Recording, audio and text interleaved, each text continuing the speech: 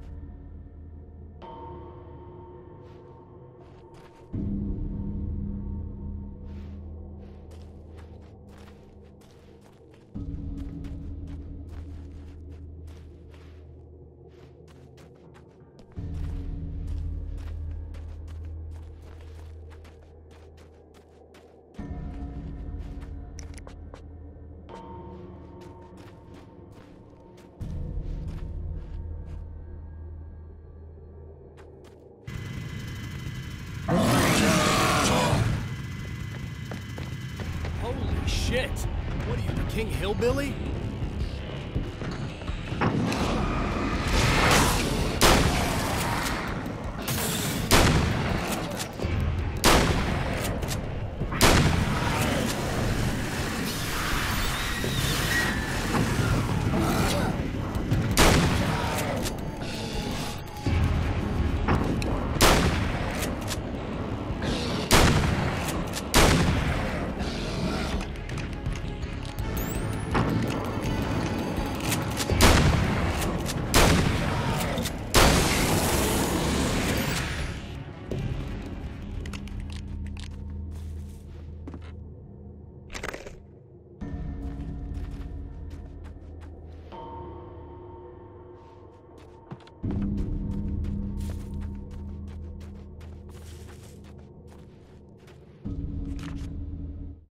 Thor and Odin Anderson, old gods of Asgard. I still don't quite know what to make of them. I know they used to be rock stars who modeled their stage personas after Norse gods. I know they're old. I know that in their day they fought the darkness as I do. I know they're demented and insane, ravaged by age and self-abuse. But there's something in them, something powerful that took hold when they were touched by the powers beyond. A thing that goes far beyond just stage names. Something godlike.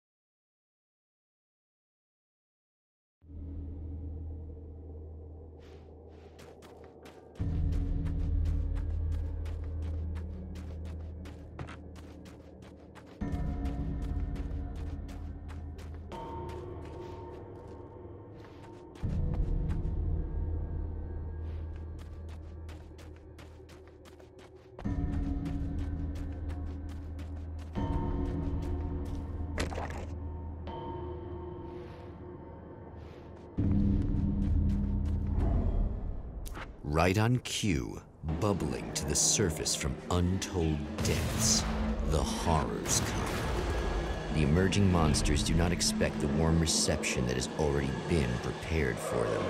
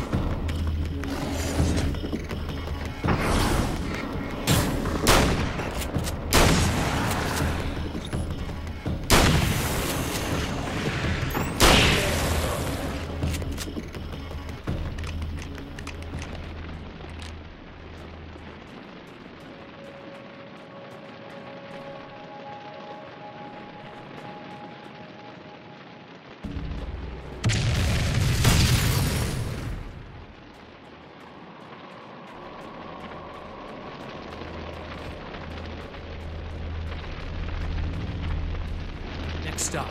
Saving Emma.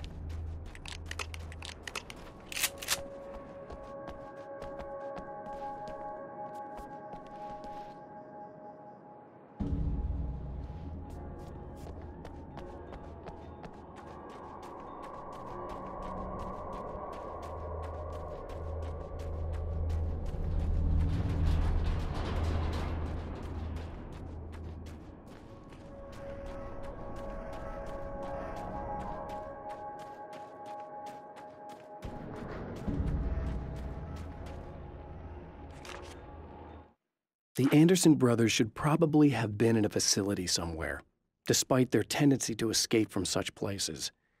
It could be argued that they had no business being on tour, considering their condition. Their lives mostly revolved around the laundry list of ailments and their endless quest for liquor. But Barry Wheeler managed them now. And whatever else they might say about Barry, he knew how to make things happen. And honestly, it wasn't like the Andersons were the most difficult clients he ever had.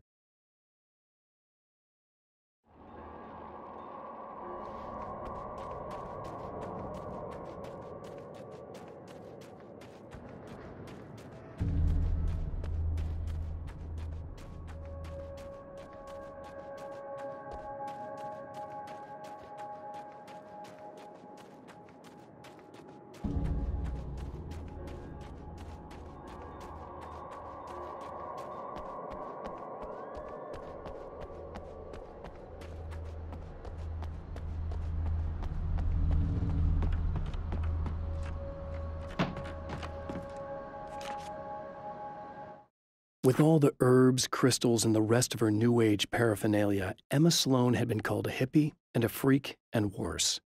It was that small-town mentality. She was a female mechanic, and even in 2011, there were always going to be backward shit-kickers who thought that was a hoot. She didn't mind. She could deal. She could take any engine apart, even the new ones with all the computers in them. Turned out that these boys were awful polite while waiting for her to put them back together.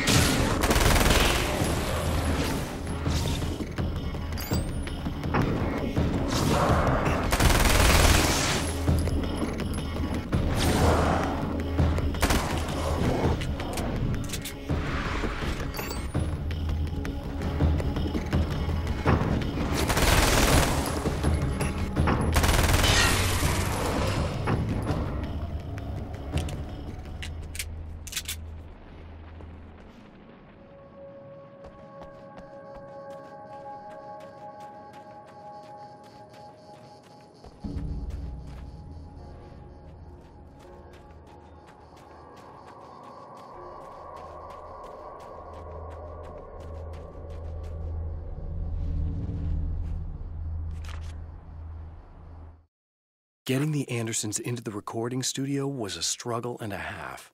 But once they actually picked up the instruments, something happened. They were two old men, and they weren't. They were doddering bags of bone, and they were barely contained power. And there was music.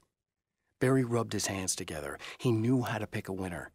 Now all they needed was some direction on how to make things a little more modern. Barry had never produced a thing in his life, but he knew what he liked. He knew Balance Slays the Demon was going to be a hit.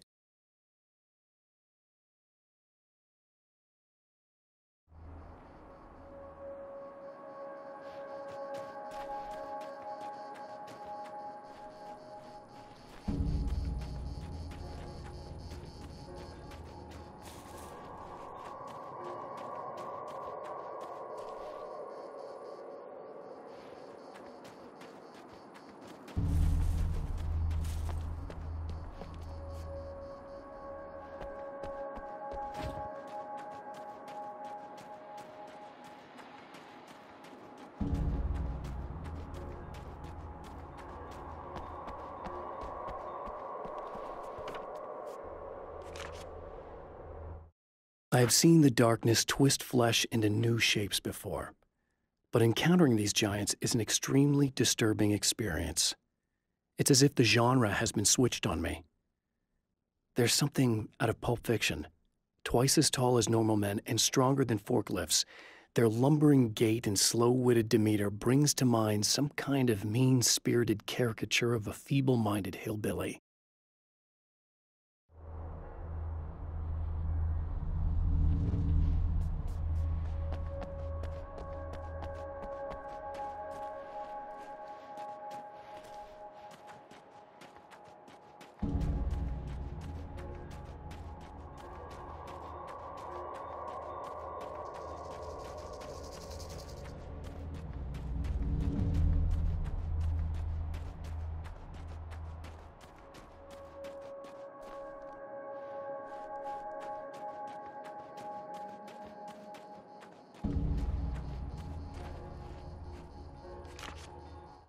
Emma wasn't sure exactly when the man arrived at the motel, but from what she could tell, the party started almost immediately.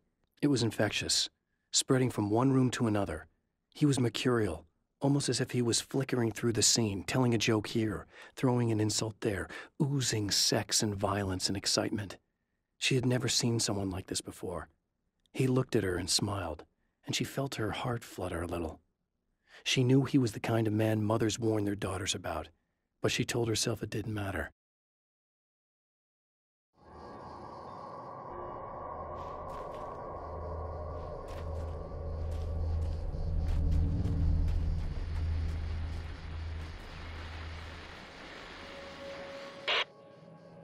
So I've been thinking about Barry. I don't know what to do about him yet. I mean, I'm not going to keep him around, that's for sure. Al? Ugh, little parasite. Your best friend. Really? That's the best you can do?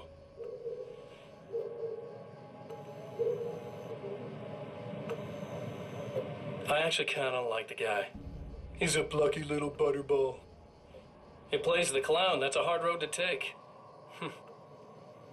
But I don't need him sticking his fat face in my business. Did you know he's been hanging out with the sheriff from that shitty little town? They keep in touch. Barry's about the only guy who insists that you're not dead. How about that?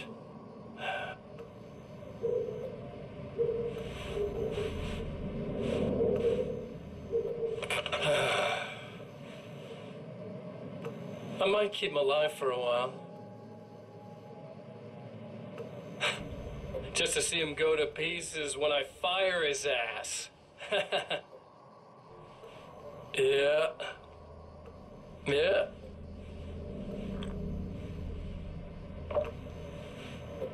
Yeah.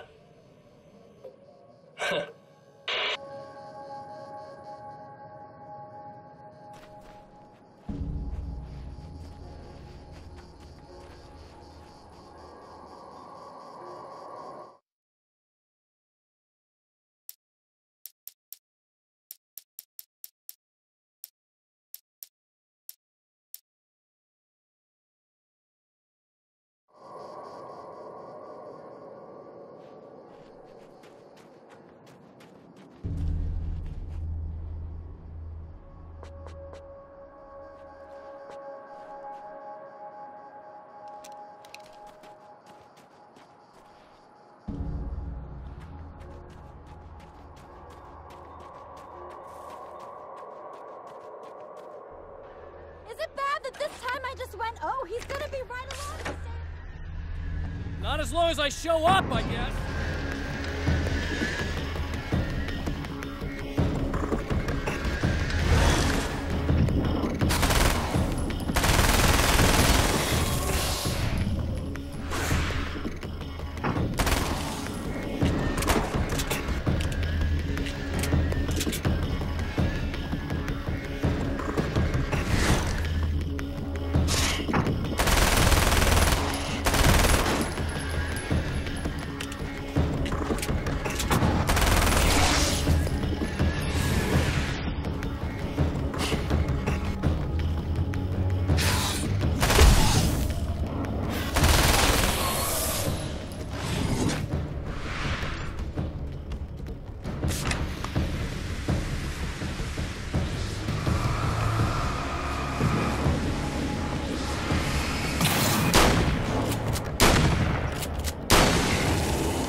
Clear now.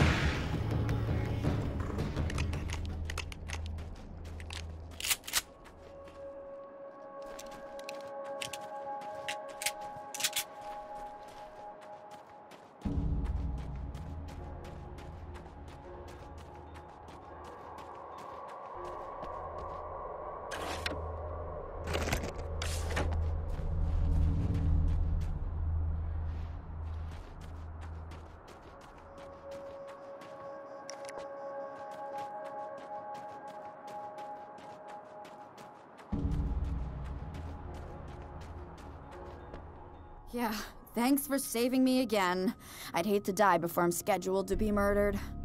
I guess I have you to thank for setting everything up at the oil derrick. Yeah, well, I figured that if we were going to go over this again, we might as well try to be smart about it, huh? I appreciate it. You took a big chance doing that. You okay? What do you think? I've died twice. I remember everything pretty clearly now. You said I was gonna be okay. I don't know what happened. It's not your fault. I think one of those, what did you call them? The takers? I think they did something to the power and they got me that way. I'm sorry. But I got the keys from the dead guy in that room. And I'm not handing them over until you do something about this. I'm sick of getting killed. Fair enough. You seem calmer now. I tried freaking out. It didn't do much good for me. I guess you get used to the craziest stuff. Good for you. Plus, I figured I'd take the edge off, you know? Mm-hmm. Those herbal supplements are pretty good, huh? Oh, yeah. I wanted to try to explain things to you now since you're calmer, but maybe this isn't the best time after all. Oh, shit, yeah. Better not get all metaphysical on me now. Seriously, I'm like 2 sentences away from thinking how we could all be like atoms on God's skin or something. Or figments of somebody's imagination? Wow. I'm just gonna try to chill out and not think about that or getting murdered or anything, if you're cool with that.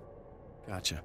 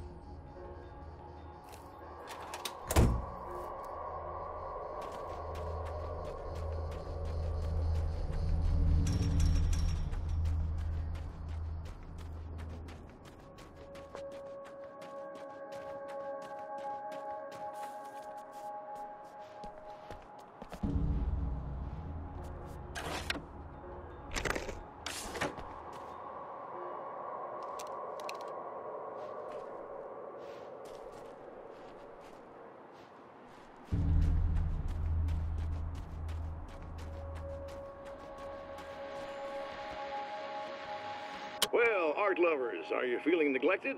You shouldn't.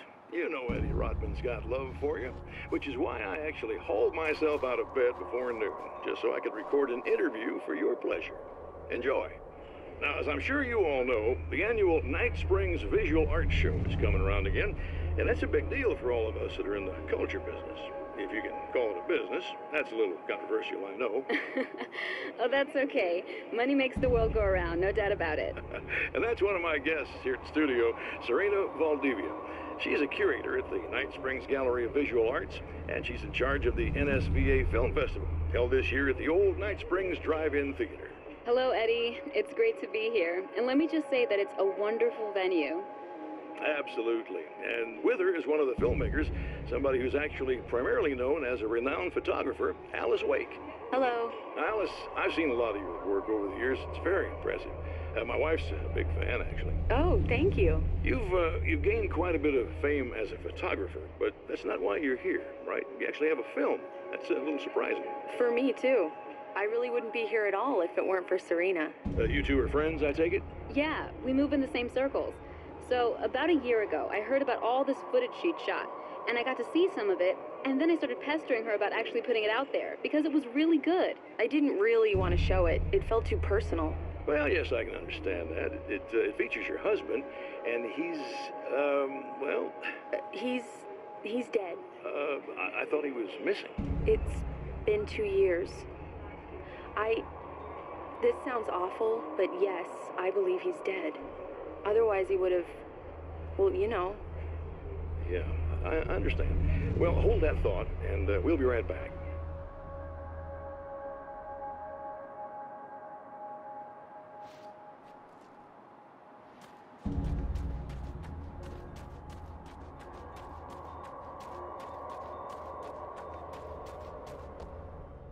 Okay.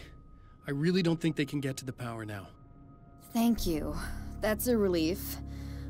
Here's the keys that you needed. Thank you. Hey, I have to tell you, at the diner, I went there with him. The guy who looks like you, okay? I know I said that I didn't. Yeah, I figured. Want to talk about what happened at the diner?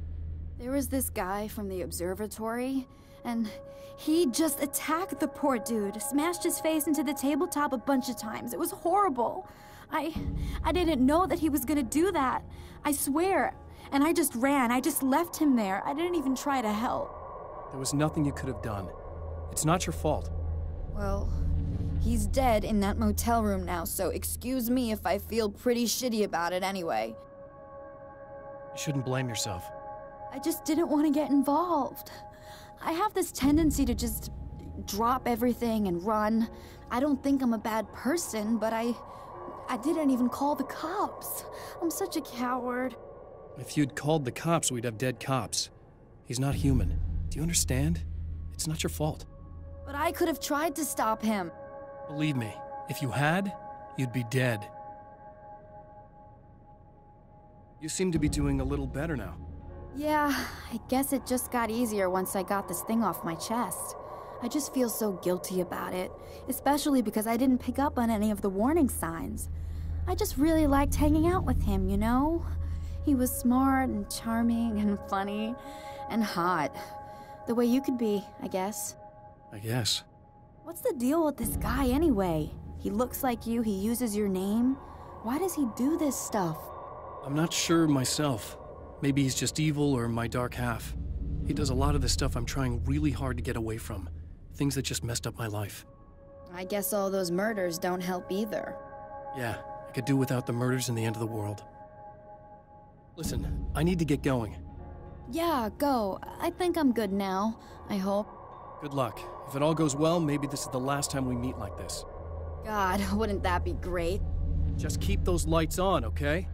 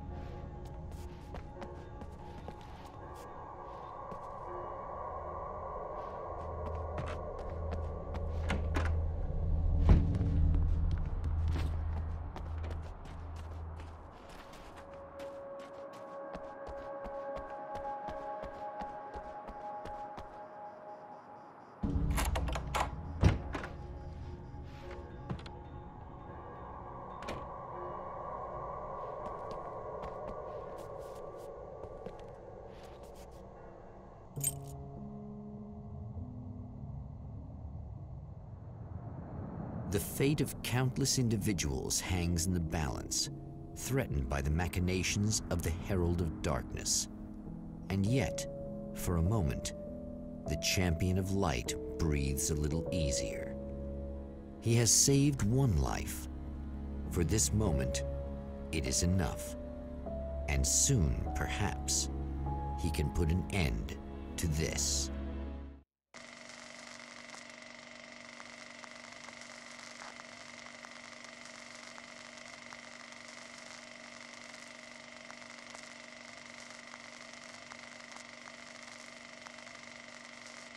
Returning to the observatory for what he hopes is the final time, the man feels anticipation and dread in equal measure. Soon, he knows, he will have what he needs.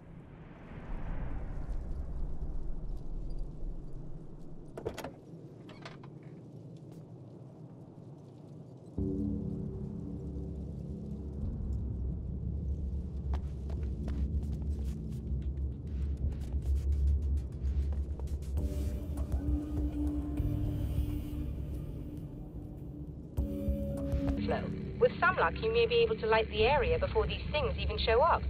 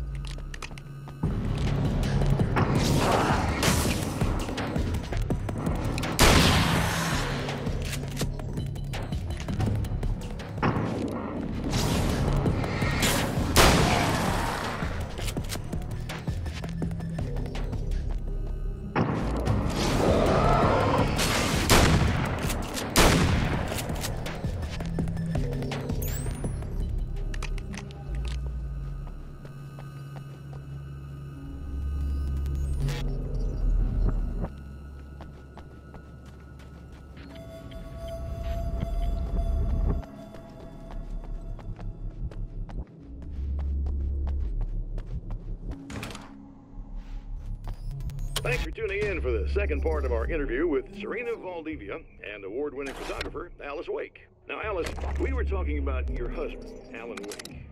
Is that a sore subject for you? Well, a little bit. Of course it is. The way I see it, we had our good times and our bad times, and on the whole, we had a lot of good times. He really made me happy. I don't mind being reminded of him. So you're over him? I don't know if I'll ever be that entirely. I still think about him every day. Myself hoping for... Well, sometimes I think I see him just standing somewhere, watching me. I think most people who lose someone they love experience things like that. But on the whole, I'm doing all right. 2 years is a long time to adjust, and I'm not really the type to wallow in the negative.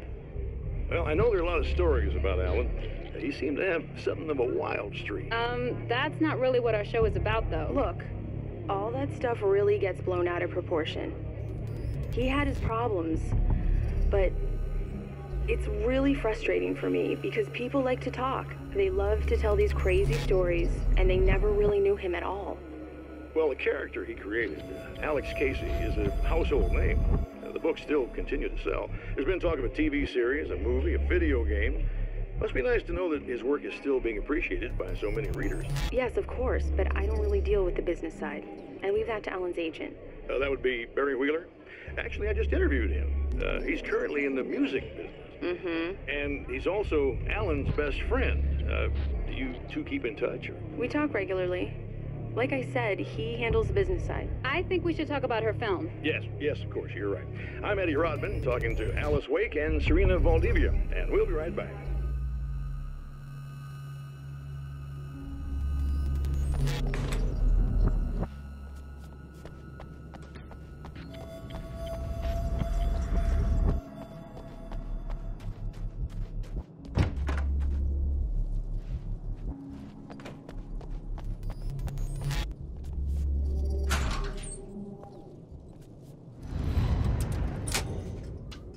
Very good. I believe we're ready to look into the sky. You're right there, Doctor.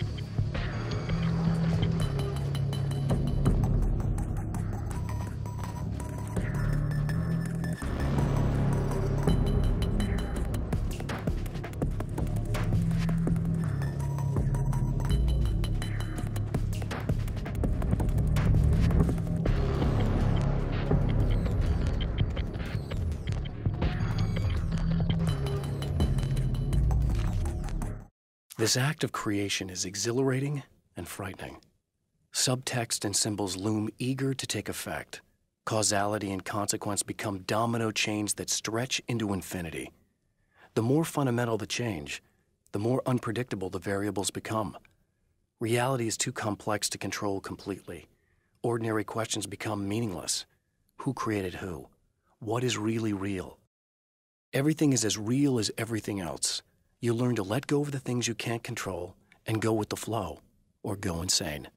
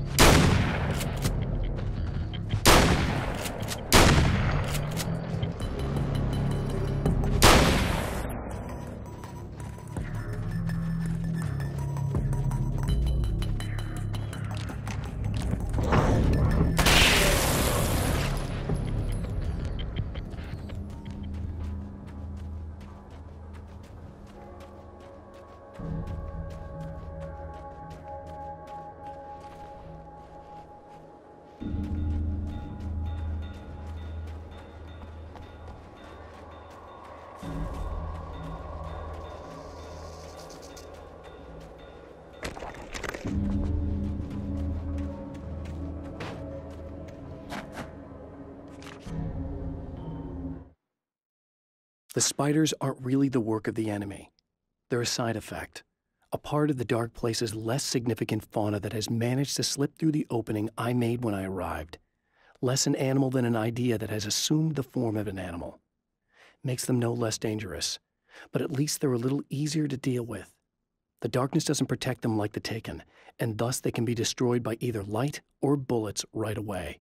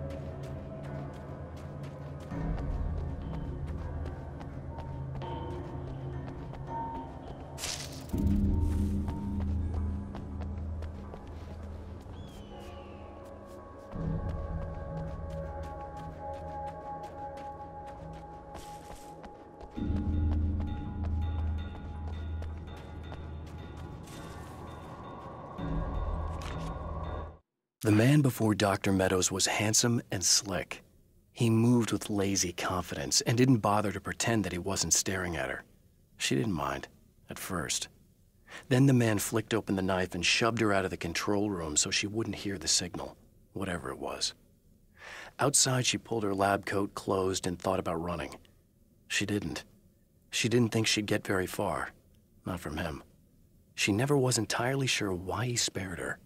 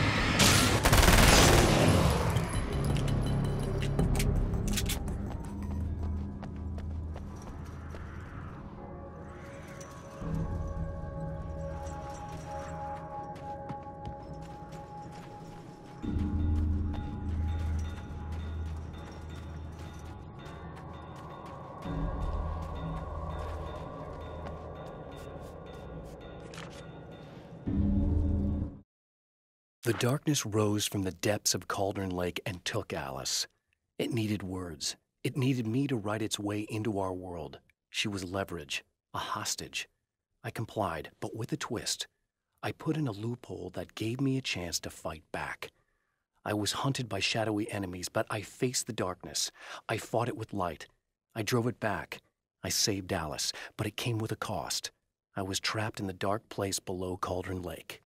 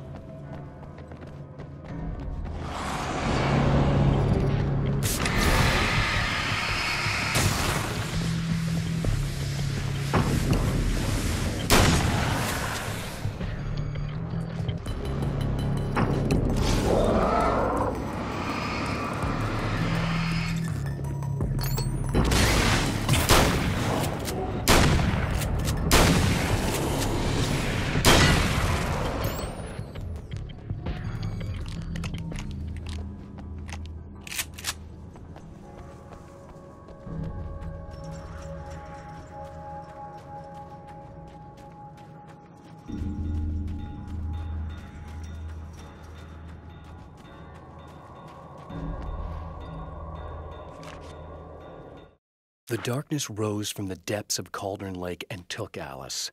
It needed words. It needed me to write its way into our world. She was leverage, a hostage. I complied, but with a twist. I put in a loophole that gave me a chance to fight back. I was hunted by shadowy enemies, but I faced the darkness. I fought it with light. I drove it back. I saved Alice, but it came with a cost. I was trapped in the dark place below Cauldron Lake.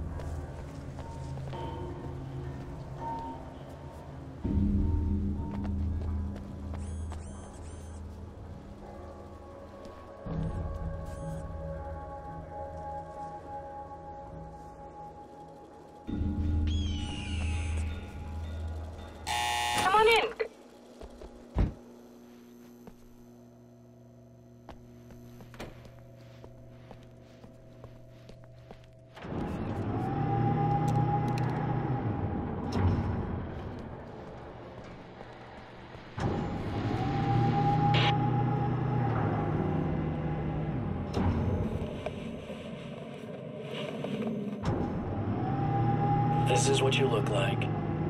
Does that bother you? I bet it does. I'm not just wearing your face, you know. It goes a lot deeper than that.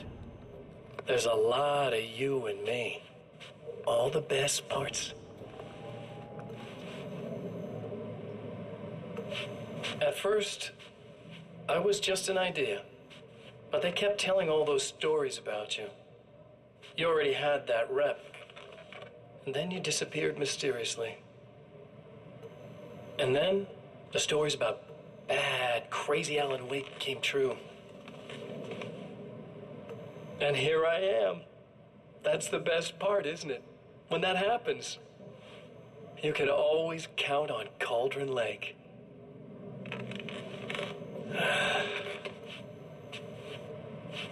I'm just as real as you are. And I'm the improved version. No fears, no doubt, no weaknesses, no self-deception here. I don't let anything drag me down.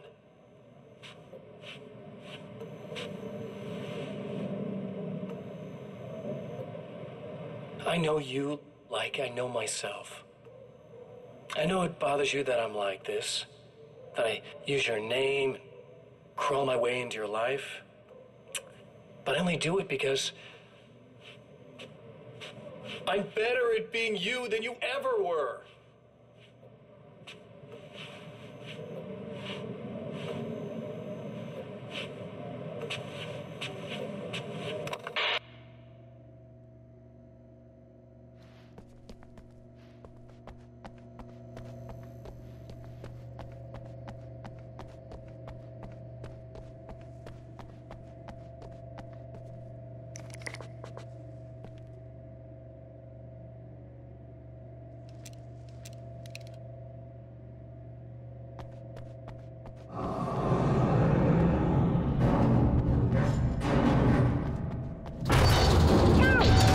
To protect the telescope, or we could complete the signal.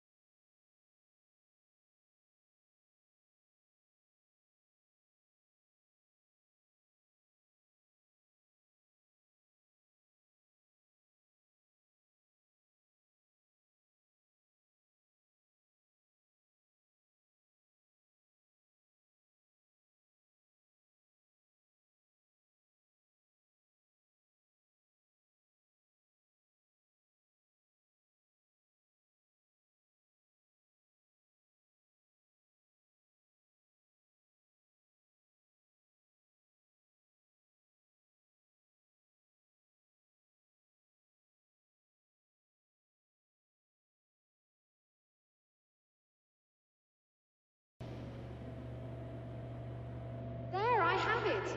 But I wish these things would stop blatantly violating the laws of physics in my observatory. That's just rude. Are you all right? I'll live. I'm glad. I'll send the lift down to you. I remember our previous encounters very clearly now. But technically, if this really is a loop in time, we've never met before. I don't know why our awareness persists, but it's bloody fascinating.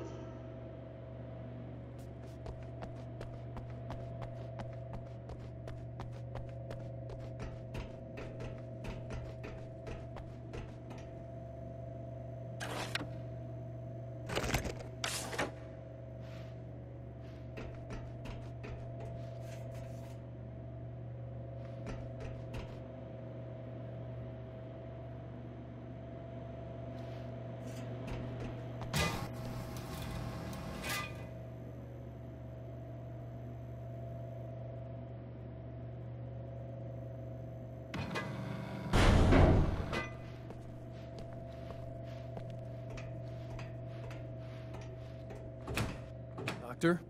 You know, I know physicists who would give 15 years of their lives for a chance to experience something like this. I'd imagine that being stalked by horrible axe murderers would curb their enthusiasm a little. Clearly you've never met hardcore physicists. I'm glad you're in such good spirits, but... Signal! Yes, it's completed. Finally. If all goes well, this should be the last time we go through the loop. You know, I just realized that I don't have any memory of what happens after you leave. What does that mean? I don't think it means anything. If everything goes well, you just keep going. I don't show up here like this again, no more bad guys. Things go back to normal. Let's hope you're right. I'd love the opportunity to look into this in more detail. Looks like you've accepted the situation. I'm a pragmatist. If this is a delusion, at least my first psychotic episode is anything but boring. Really, Mr. Wake, at the end of the day, I'm a scientist. I love mysteries. I love not knowing. Whatever else this might be, it's absolutely fascinating. I wonder how far this reaches. Is everybody in the world experiencing this? Who knows? I think reality's probably pretty fragile right now. Doctor, I can see you're very enthusiastic about this. I'd appreciate a bit of discretion. Are you suggesting that we should suppress this? No. You can do what you like, but I want you to leave me out of it. But surely, with the things you know, the things you've experienced, you can replicate any of these results. We could... Let me be blunt. If you drag me into this, I'll deny everything. I'll lie like my life depended on it. And writers are damn good liars. Word of advice. This is things man was not meant to know territory. You get into this, chances are you'll open up a door into a world of hurt. Believe me, I know. I see.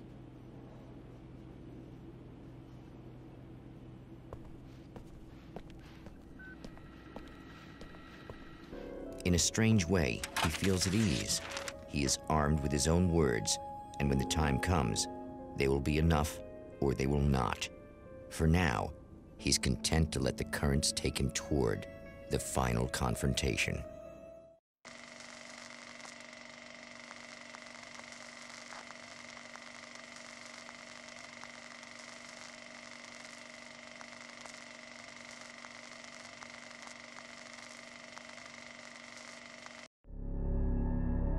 Once more, we return to the drive-in. If he's aware of the absurdity of arming oneself with a few sentences and standing against a power that can pierce time itself, he doesn't show it. The man has his share of weaknesses, perhaps more, but cowardice is not among them.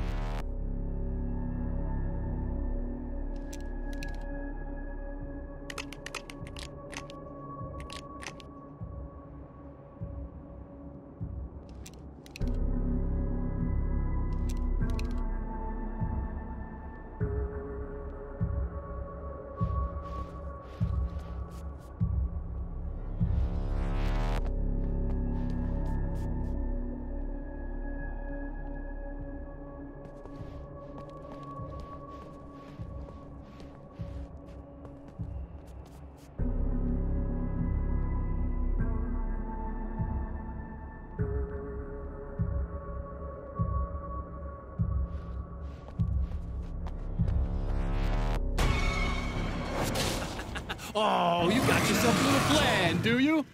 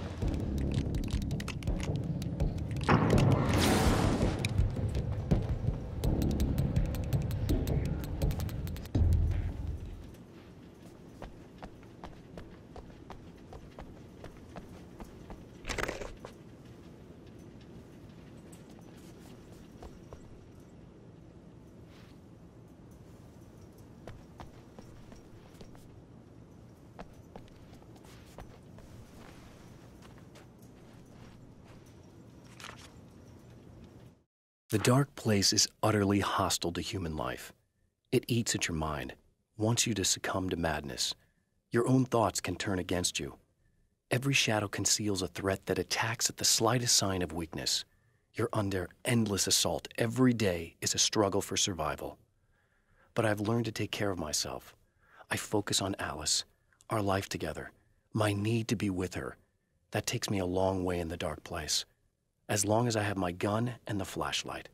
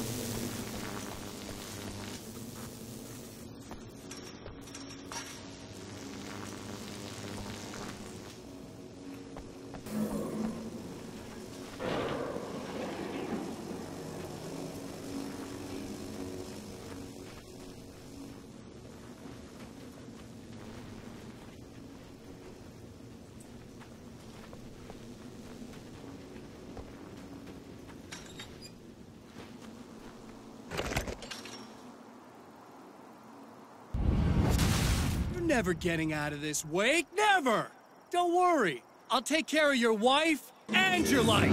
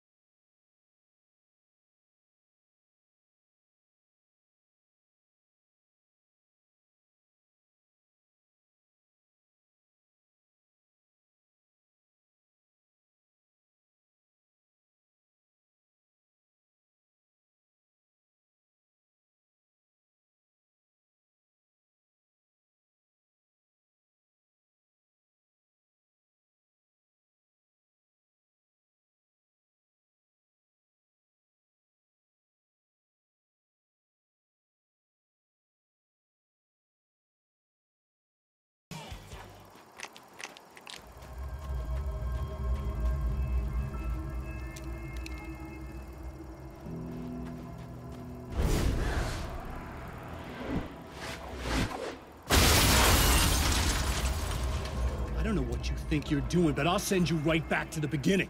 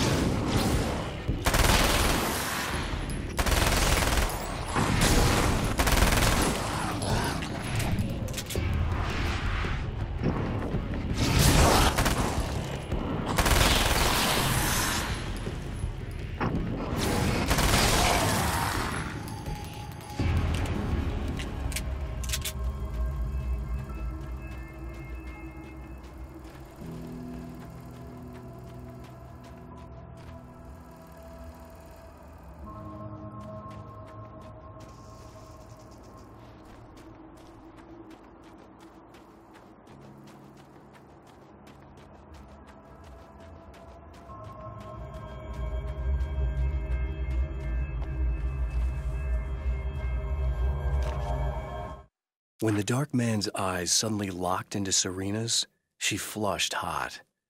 They ignited a black fire in her. He was talking.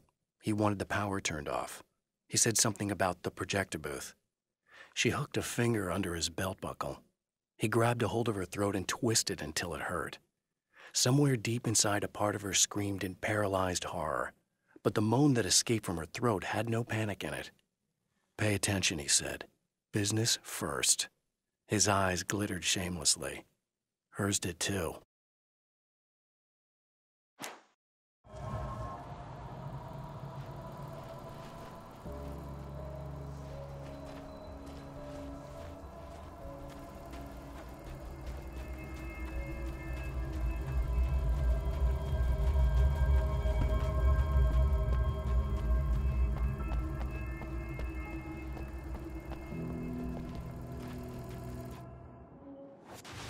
What?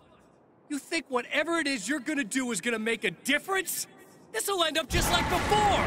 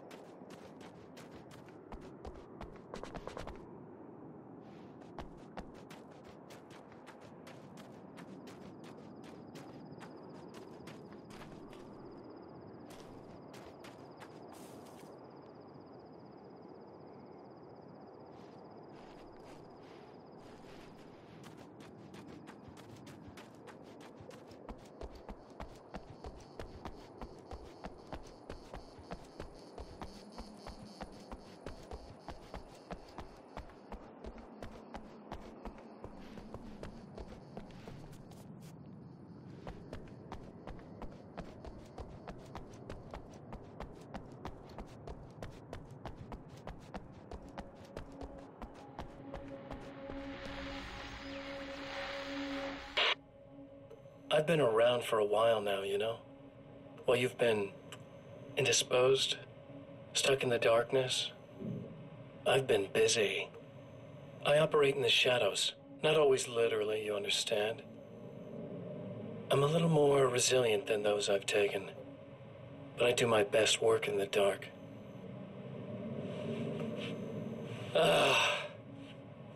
And there's so much darkness out there that goes deep. And the things that live in it are vast, big bastards. They don't mind getting a little bit of elbow room. All that chaos and madness, it doesn't really do that much down there. It's like pouring a glass of water into the ocean, right? But up here, yeah, you can really make an impact. All they need is someone to bring them all the way through. But first, I had to take care of you. You party pooper. You're stuck in an eternal cycle now. The sun's never coming up for you. Everything else? Doing my thing, getting a bit of quality time with Alice. That's a little something for me. And I deserve it.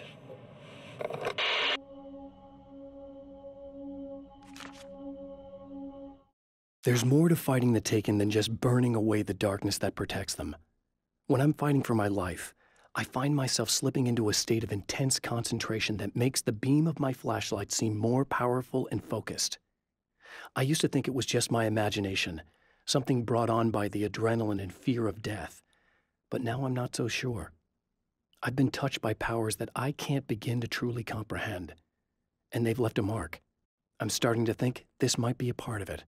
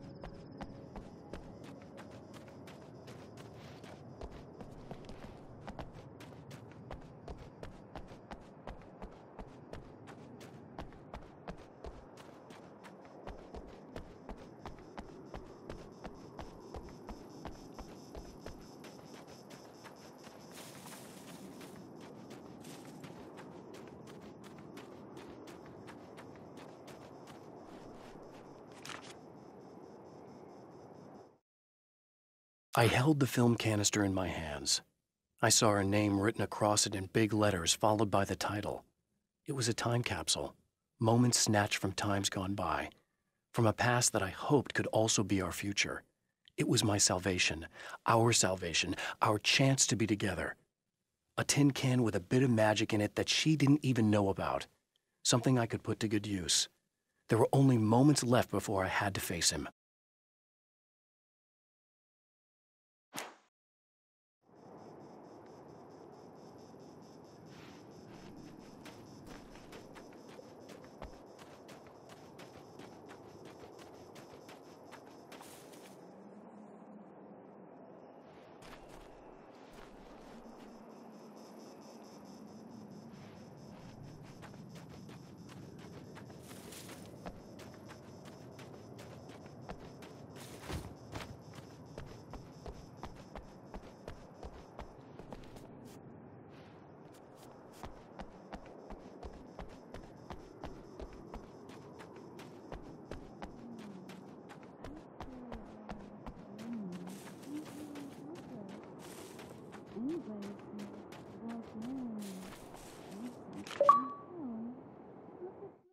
The clothes I wear now I shaped from dreams and memories. It's an old outfit, originally from the 90s. The last time I wore it was when I was still writing and Alice and I took a vacation in the desert before our troubles began. The night before, we'd been at a party, and I had dressed to the nines. On that lazy day, I put on these old clothes, worn and comfortable. Alice made a joke about grunge. I felt a little embarrassed, but I stuck with them. We were very happy. I'm sheathed in good memories to remind myself of what is at stake.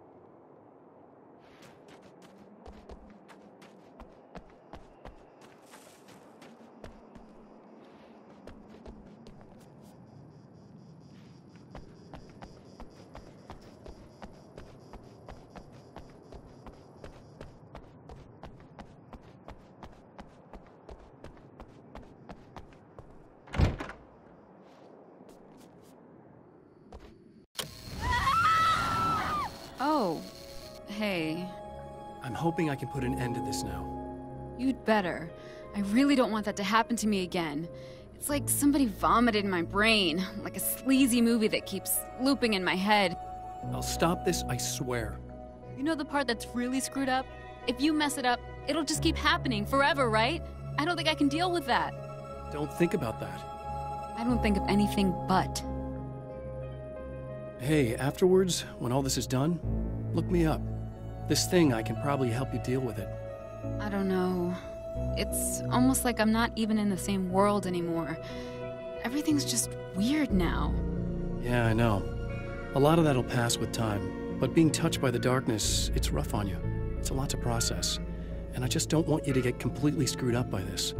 Might be a little late for that, to be honest. Yeah, well, there's degrees. At least you're not at a point where you go around picking fights with people over not changing their light bulbs often enough. What? Never mind. All I'm saying is, you're not alone with this. And anyway, you're friends with Alice, so, you know, any friend of hers. Thank you.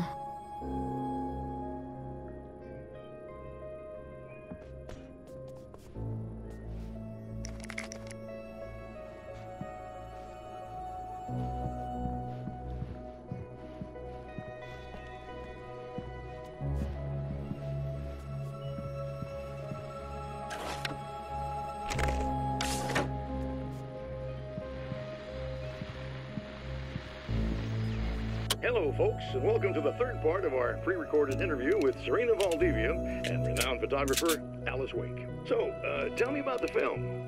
It's called Sunrise, and it really wasn't something I ever thought of as an actual film. It was just footage, things I saw and happened to shoot. It's not a medium I'm very much at home with. You shouldn't put yourself down. You've got a great eye. Maybe, but experience is another thing. Because you're primarily a still photographer. Yes, exactly. So I'm really used to thinking of the world in terms of snapshots. I frame something and try to pick the right moment, and then reveal that moment to people. Moving images are a different story. I'm still learning a lot about it, to be honest. So this is a new thing for you? Or maybe I'm just a slow learner. But showing it like this is definitely a new step for me. It's a little weird taking something this intimate and showing it to everybody. Not that the material itself is somehow shocking, it's just that those were private moments. But that's why it works, because it feels genuine. It's not so much a story as it is a sort of an echo, showing us how you saw your husband at the time. It's not really about the sunrise itself or Alan watching it. It's about you two together. I suppose. It's funny, looking at it now, especially now that it's been edited like that. It takes on a life of its own, almost. It's a kind of a fantasy. Well, there's nothing wrong with that. No, you're right. I'm glad you talked me into it.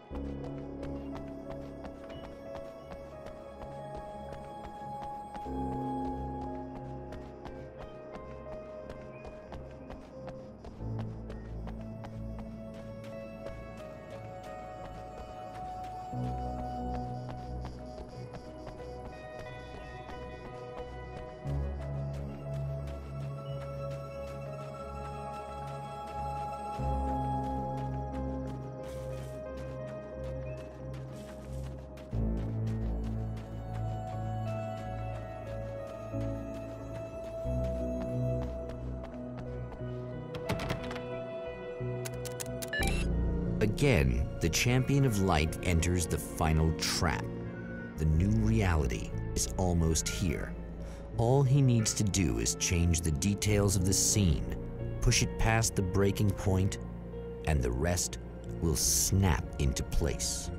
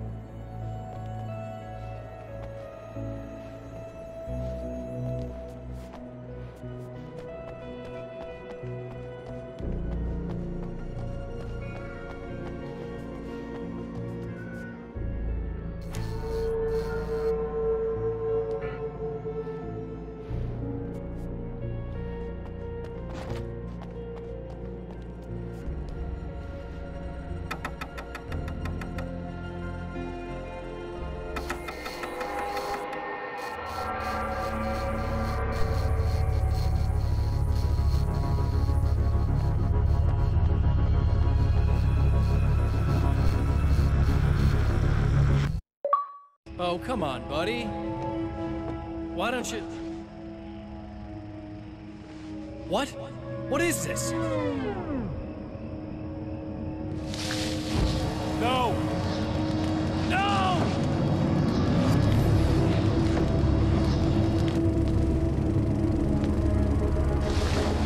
You can't do this! All I did was take the things you always wanted and never had the balls to go for! It's my turn now! It's my life! It's my life!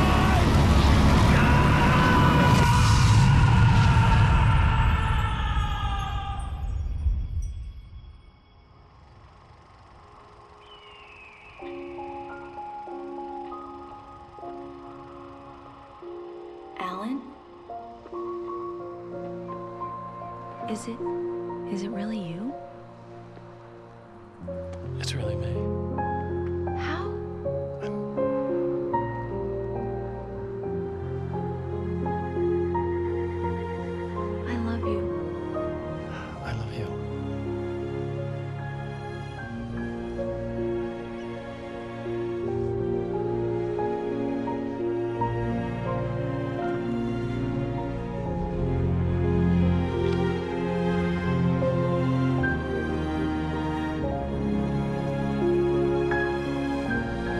A woman, a man, two lovers, held apart for far too long, enveloped in the light of a glorious dawn. They both feel it. He's home at last. Are these actual events, or merely a dream? A memory, or a glimpse of what is to come? One thing is certain. This scene takes place in another time and another place, far, far away from Night Springs.